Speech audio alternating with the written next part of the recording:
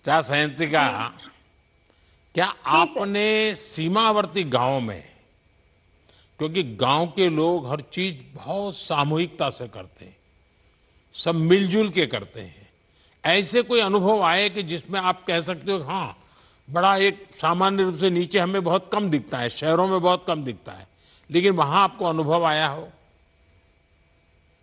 जी sir, मैंने कई सारी ऐसी चीजें वहां ऑब्जर्व करी जो जो ये दिखाता है कि वहाँ की कम्युनिटी स्पिरिट कितनी स्ट्रांग है। वहां में सर हमें लकीली एक शादी देखने का मौका मिला, जहां में हमने देखा अनलाइक हमारे सिटीज जहाँ पे हम कॉन्ट्रैक्ट देकर शादी करवा लेते हैं, होटल बुक करवाकर, वहाँ के सभी लोग मिलकर खाना बना रहे थे, वही चेयर लगा रहे थे, वही सब कुछ सजा रहे थे।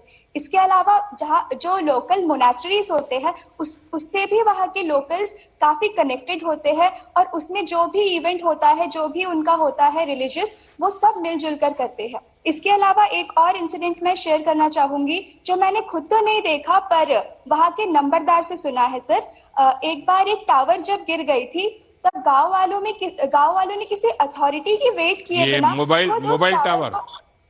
मोबाइल जी जी टावर। सर। हम्म। जी सर। हम्म। तो मुझे ये सुनने को मिला कि गांव वालों ने बिना किसी अथॉरिटी के वेट किए खुद ही आपस में ये डिसाइड किया कि वही टावर को खड़ा करेंगे। और बस इतना ही नहीं सर, मुझे तो अंदाजा नहीं है पर शायद कुछ बैटरीज की जरूरत होती है टावर के लिए, और उन लोगों ने साथ मिलकर उन बैटरी के लिए एक वेयर हाउस भी खुद से बनाया मिलकर।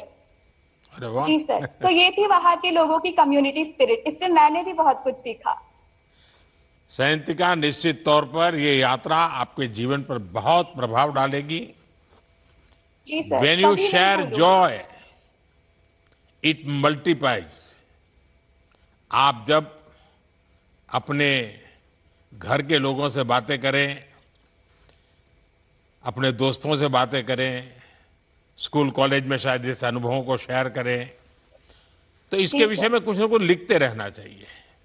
इन अनुभवों को एक किताब के रूप में, आर्टिकल के रूप में, और औरों में भी जागरूकता फैलानी चाहिए कि देश कितना जी विशाल सर। है, देश के लोगों की भावना कैसी है।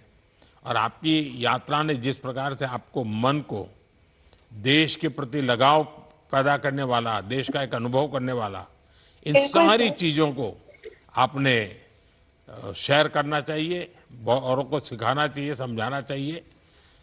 चलिए, बहुत अच्छा लगा। धन्यवाद सर। आपको बहुत बहुत बधाई। आइए सर अब एक देखते छोटी सी हैं रिक्वेस्ट देश के करना किस हिस्से चाहूंगी। से हम जुड़ रहे हैं। आपका बहुत बहुत धन्यवाद सयंतिका। और अब मेरा अनुरोध है जौनपुर उत्तर प्रदेश से हमारे साथ जुड़े माय भारत वॉलंटियर आशीष सोनी जी से कि वे अपना अनुभव हम सभी के साथ साझा करें। नमस्कार माननीय प्रधानमंत्री जी। नमस्ते आशीष जी। मैं आशीष सोनी उत्तर प्रदेश के जौनपुर जिले का एक गर्वित वॉलंटियर हूं।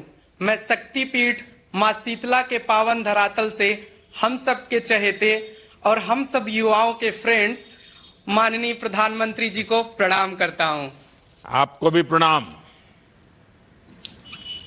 सर, सबसे पहले मैं आपको हृदय की गहराइयों से धन्यवाद देता हूं कि आपने इस बार बजट निर्माण की प्रक्रिया में युवा की आवाज को महत्व दिया तथा उनके विचारों और सुझावों को भी इंक्लूड किया। यह कोई आम बजट नहीं था, यह बजट युवा भागीदारी और युवा के प्रति आपका विश्वास था सर। आशीष जी, एक तो आपके विषय में बताइए, और दूसरा आपका किस गांव में जाना हुआ? सर, मैं अभी करंटली यूपीएससी के लिए प्रिपेयर कर रहा हूं। सर, मुझे हिमाचल प्रदेश के स्पीति के काजा खास में जाने का मौका मिला। सर, जब मेरे घर पे मेरे मम्मी पापा को पता चला कि मुझे हिमाचल में जाना है तो वो बहुत परेशान हो गए, क्योंकि वो बता रहे थे कि एक वक्त था कि हमें किसी से बात करना होता था तो बार बार टेरेस पे जाना पड़ता था, नेटवर्क ही नहीं आते थे। सर, जब मैं स्पीति पहुंचकर 14,000 फीट की ऊंचाई से उन्हें वीडियो कॉल करता हूं तो इनकी आंखों में एक चमक और चेहरे पे आश्चर्य दिखाई देता है। उस समय मुझे लगता है सर कि माई भारत ने दो पीढ़ियों को जोड़ दिया है। एक वह पीढ़ी जिसने संघर्ष देखा और एक वह पीढ़ी जो परिवर्तन को देख रही है। तो टेक्नोलॉजी ने हिंदुस्तान के हर कोने तक अपना साम्राज्य बिछा दिया है। Yes sir.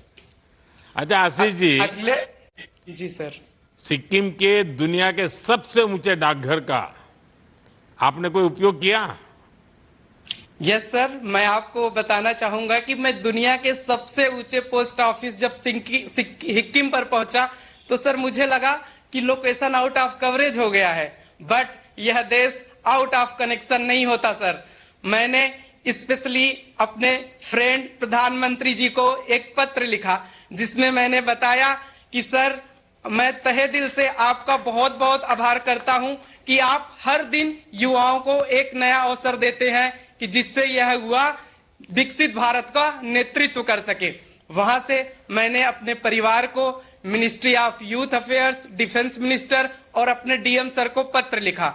सर मुझे वहां पे ऐसा फील हुआ कि यह देश मेट्रो एयरपोर्ट से ही नहीं कनेक्टेड है, यह देश उस छोटे छोटे पोस्ट ऑफिसों से भी कनेक्टेड है जो अपने तिरंगा की तरह अडिग खड़े रहते हैं। सर सिक्किम के पोस्ट ऑफिस से हम देश के किसी कोने में अपना संदेश पहुंचा सकते हैं। सर वहां मुझे बस एक गीत ही याद आ रहा था, सारे जहां से अच्छा हिंदुस्तान हमारा। आशीष जी, दुनिया के सबसे ऊंचे पोस्ट ऑफिस में जाना ये अपने आप में जीवन की बड़ी महत्वपूर्ण घटना है। क्या आपने वहां खड़े होकर कोई सेल्फी ली, फोटो लिए, उस डाकघर के फोटो अपने दोस्तों को भेजे? आपके जीवन की वो यादगार घटना को आपने कैमरा में कैच किया क्या? सर मैंने बहुत सारी फोटो लिए, रील्स बनाई, ब्लॉग्स भी बनाया और सोशल मीडिया पे अपलोड भी किया और माई भारत गवर्नमेंट ने उसको सर रिपोस्ट भी किया है। नहीं, उस डाकघर का? जी सर मैंने लिया। हाँ। बहुत सारे फोटो बनाए सर, ब्लॉग्स बनाए, रील्स बनाई। अच्छा आशीष, जब आपने इस सीमावर्ती गांव में, और वहां भी कहते हैं कि अब तो हर गांव में डिजिटल पेमेंट पहुंच गया है, शायद वहां यूपीआई का भी पेमेंट हुआ होगा, वो भी कभी अनुभव आया क्या? सर और मेरे लिए ये जैसे आपको लगा कि आपकी वीडियो कॉन्फ्रेंस हो रही है, पहले आपके गांव में छत पे जाते थे तब कनेक्शन मिलता था, कनेक्टिविटी मिलती थी, वहां आपको फेसबुक पर बात कर पाते थे, वीडियो कर सकते थे। ये डिजिटल ट्रांजैक्शन का हमारा काम जो चल रहा है उसका वहां क्या अनुभव है? सर मेरे लिए सबसे आश्चर्यजनक बात यह रही कि 14,500 फीट की ऊंचाई पर क्यूआर कोड से पेमेंट करना। सर जहां सांस लेना मुश्किल था, ऑक्सीजन की कमी थी, वहां पे डिजिटल इंडिया पूरी सहजता के साथ चल रहा था। मैंने डिजिटल इंडिया को बस एक मिशन ही नहीं समझा सर, डिजिटल इंडिया एक ऐसा मिशन है जो देश के कोने कोने में लोगों का विश्वास बना हुआ है।